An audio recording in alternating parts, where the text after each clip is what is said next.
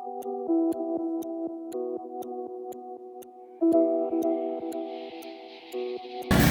lilim ng balangay, datuwang siyang gabay.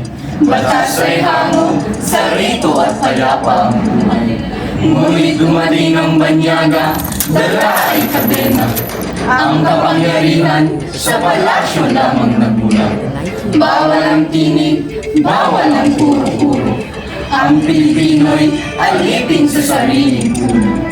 Lalo na ang babae, sa bahay lang walang puwang sa gobyernong puno ng kanila.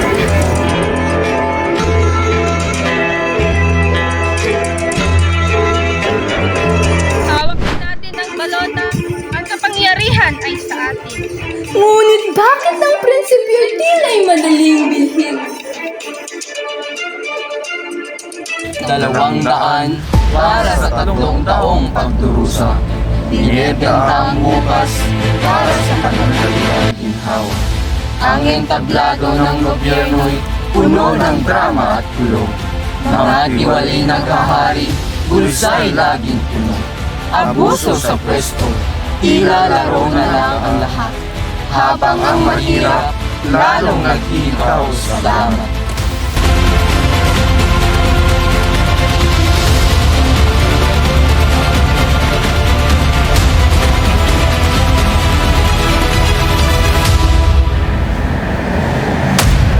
Malaya tumakbo at bumoto ng tapat. The mirror is cracked, the vision is blurred, the cries of a poor are barely being heard. But the chaos we see is a chance to wrestle, to build a tomorrow we won't ever regret. Tanaw po ang bukas, gobyerno may tapat. Diwa ng demokrasya, ang tunay na kumpas at dasal. Transparente ang bawat kusing, hayag ang bawat hakbang. Hindi na pansariling bulsa ang tanging tinitimbang. Isang bansang batas may pinuno, tunay at tapat.